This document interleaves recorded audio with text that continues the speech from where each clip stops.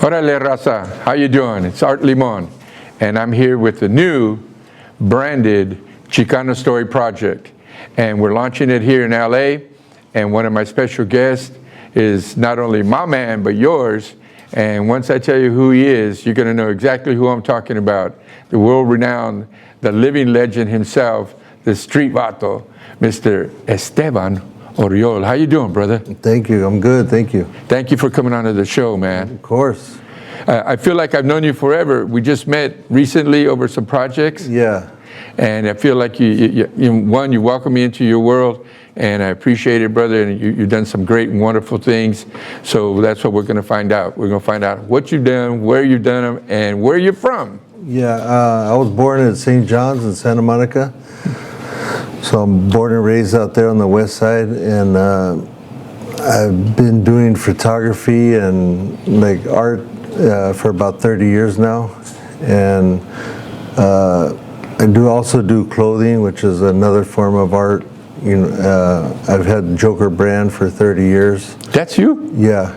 And so from the photography, I learned about film and got into using a film camera, and I started doing videos, and now I'm into the documentaries.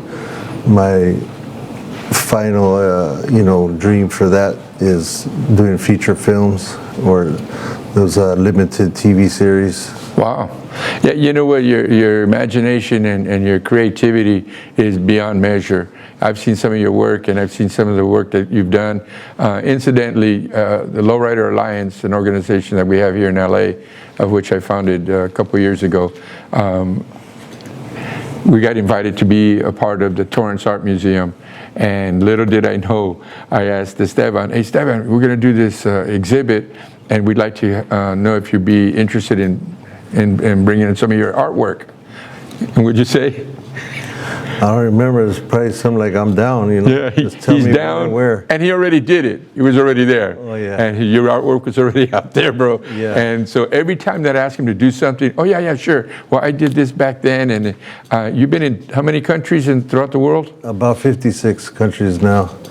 My goal is half, which is I think there's 190 something countries in the world. So. Right.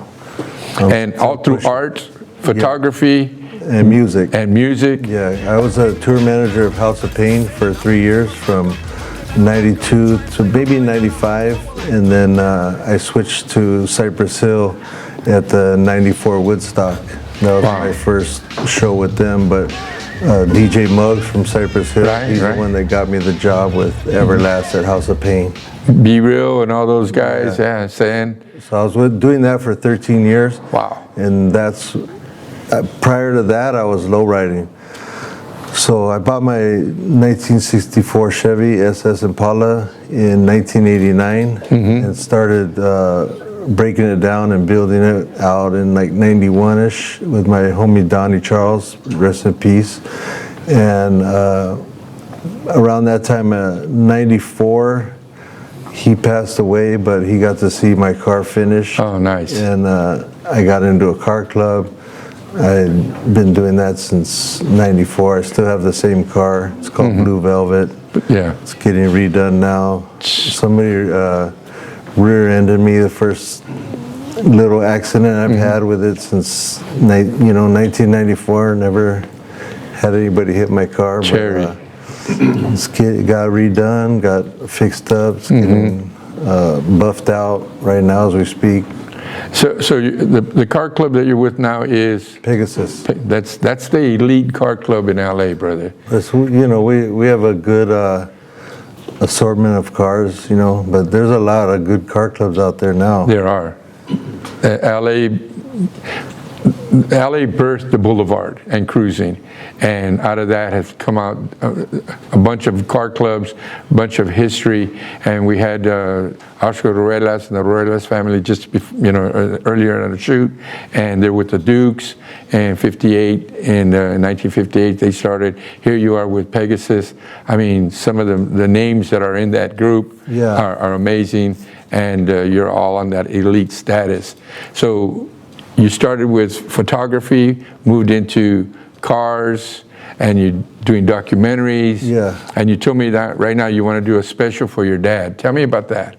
You know, my dad has, you know, his story, and I want to do it. You know, I figure my story comes from his. Right. So without him pushing me into the arts, and he's the one, him and his wife gave me an extra camera they had, and he had always took me in, you know, to museums and art shows and stuff like that, and he'd been shooting stuff in the community. That's how he got started. In the 70s, he was shooting the Chicano movement in San Diego. Right. And he worked at Chicano Federation and was part of the Barrio Si Yonkes No movement down there. And what had happened was he started shooting because he couldn't get people, you know, to come and document what was going on there, and ended up getting into shooting himself. So he has a lot of cool photos of all those protests and all the stuff that was going on at that time. And he shot lowriders and all that. So when I told him that I was building a car doing lowriding, he started showing me photos from the 80s. And you know, at that time I was in the 90s, so a decade before me, he was doing, like, every time I would talk to him about a subject, he'll pull out photos of that. And I'll be like, okay, man, you know. So he was shooting, literally shooting through photography, shooting his story. Yeah. And he's got a story based on the photos that include you and the community and the culture and art and the history. So has the art changed a lot since then? Because you're in the streets, you see it, well, we don't. Tell me a little bit about that art story today. Well, it's changed a lot. You know, there's way more people that do art than ever. Wow. You know, there's more cameras than there's ever been in the world, and everybody that has a phone has a camera. Right. But back in the day, it wasn't like that, you know? Exactly.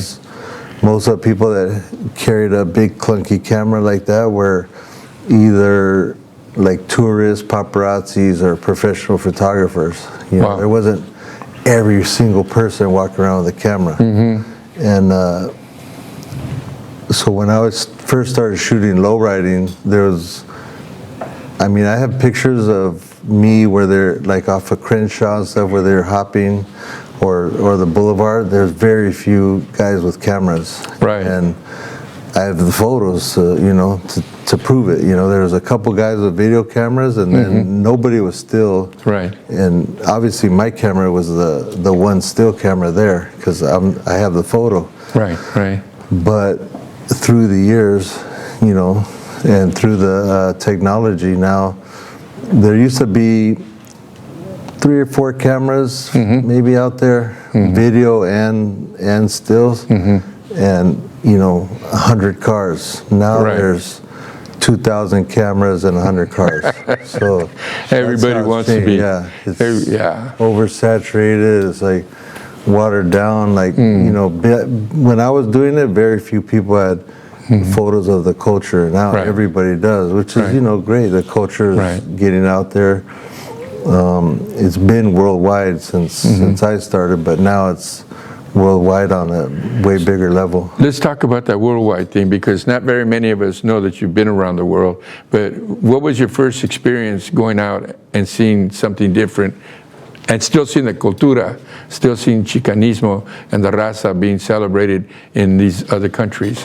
I would say Europe and Japan probably were the first places that I saw lowrider culture and like our style, and that was from magazines, international magazines that people would see, and they would like something that we had, so they would, if they couldn't get it there in their country, there would be somebody that would come and buy it here and take back you know, 20 pairs of 501s to their city and set up a little stand and sell it. Wow.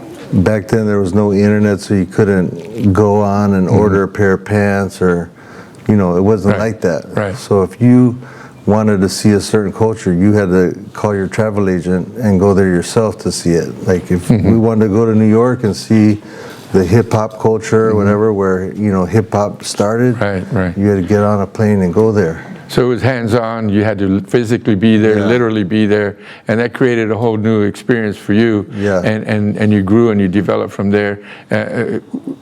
It's in the Asian community and the Pacific Islands now, Taiwan, Indonesia, and but you still come home and you still live here in LA, ¿verdad? Yeah. In the Valley. Yeah. And you're still doing your due diligence. What do you got going on next? What's your big project? Right now I'm working on 2 documentaries, and then You heard it here first, folks. Don't let anybody tell you otherwise. Yeah. Estevan broke some news right here. Come on, brother. Yeah. Talk to me, man. What you got? Basically, I'm working on a documentary called Blood, Sweat, and Tears, and it's based off some friends of mine, the Booyah tribe. Yeah. They're Samoans out of Carson, and they've been doing music since the 80s. And I just want to tell their story because I know them from back then, and I've seen them grow throughout the 3.5, 4 decades, and watch their journey, and I want to tell that story. And the other one is what I'm doing called Lookout Weekend, and that's with the old school freestyle and high energy music. So I'm working on. You see, folks, LA is constantly on the move. LA doesn't stay still. It doesn't stand still. It's always in flux. It's always fluid and moving, and we're not standing still for anybody. This young man and some of the guests that we've had on the show, those that are going to be coming on the show, we do not stand still and stand and get out of anybody's way. We're here to tell his story. Esteban, thank you. That's a great story, brother. We're going to bring you back because I know there's more for you to tell. Yeah, and we want to hear about the stories with your dad, and maybe one day, I don't know if you can even bring him, but we'll talk about that. But we want you to stay tuned. We want you to stay tuned to the Chicano Story Project, because it's your story from your lips to our ears. Puro Cora. We're here for you. Stay tuned for more. Art Limon, Estevan Oriol, right here, big, oh man, big brother. Thank you. This is the man right here. We appreciate you. We love you. God bless you. And we'll see you there or in the air. That's Thanks, right. brother.